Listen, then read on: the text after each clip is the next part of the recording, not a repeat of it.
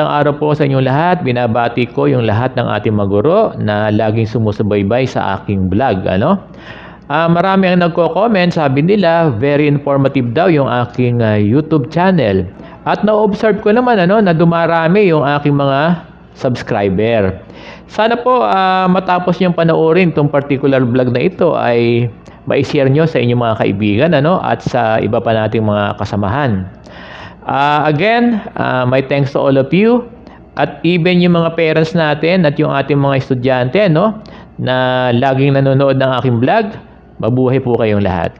Ay particular sa Division of Caloocan dahil recently ay nagpalabas ng directive yung ating SDS, Dr. Nerissa L. Losaria dito sa Caloocan encouraging all our schools to conduct school clinic program for the parents. Baka mamaya tatanong nyo, sir, ano ba yung school clinic na yan? Para ba yan sa magkakasakit ng COVID? Hindi po. Iba po ito. Kasi may clinic na medical term at may clinic na ang ibig sabihin ay isang conference or isang short course. Tanong ito ng isang guru natin, hindi ko nababanggitin yung pangalan. Hello doon sa nagtanong, Ang sabi niya, Sir Bong, paano ba isasagawa ang school clinic program?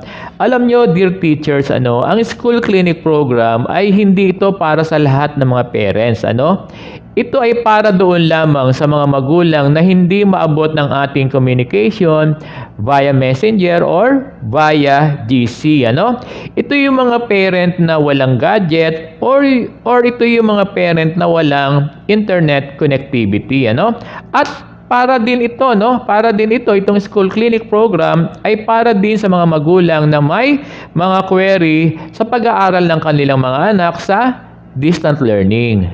Talagang bago pa lamang tayo nagsisimula ng distant learning ay talagang marami ng parents ang worried, nalilito at laging maraming mga tanong. Ngayong nasa halos third week na tayo ng ating distant learning, tila mas nadagdagan pa yung mga problema ng ating mga magulang sa pag-aaral ng kanilang anak sa distant learning. Kaya nga, yung mga schools dapat ay makapag-establish na ng school clinic program. Basically, ma-address nito, masasagot nito yung lahat ng mga concern ng ating mga parents.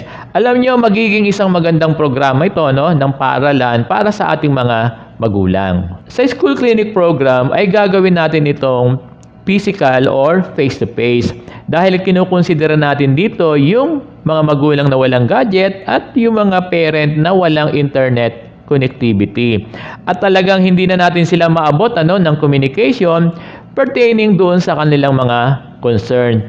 Kaya ang mangyayari ay iimbitahin natin sila, we will invite them na pumunta sa paaralan, but of course on their own volition, At syempre, susunod tayo dun sa standard ng DOH at IATF. Ito ay hindi gagawin ng maramihan, bagkus ito ay gagawin ng minimal lamang. Kaya dapat yung mga paaralan maghahanda na ng mga lugar sa school na paggaganapan ng mga school clinic activities.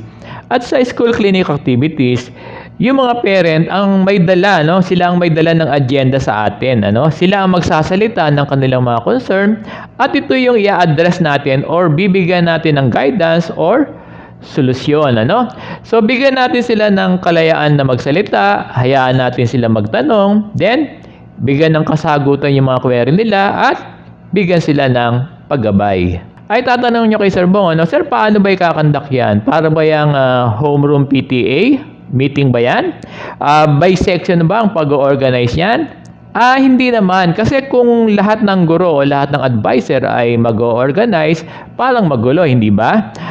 Besides, ang idea ng school clinic ay magkaroon lamang ng composite team, nabubuin ng principal, guidance teacher, sa high school pwedeng department head at selected teachers na mag-handle nung activity.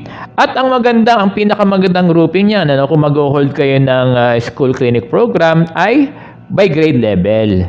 Ang aking assessment, hindi naman talaga marami yung mga parent na pupunta doon sa ating school clinic program dahil karamihan naman sa kanila ay nakakausap natin, hindi ba, via GC or via messenger, So itatanong nyo, "Sir, 'di ba walang mga gadget yung mga parent na 'yan, ano? Yung target parent natin ay kino-consider natin walang mga gadget. So paano natin maipaparating yung ating invitation sa kanila na magkakaroon tayo ng school clinic activity?"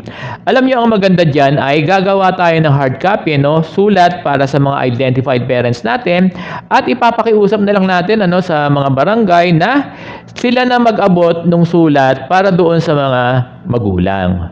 Sana po ay naunawaan natin yung topic ni Sir Bo ngayon, ano? Maraming salamat po sa inyong lahat.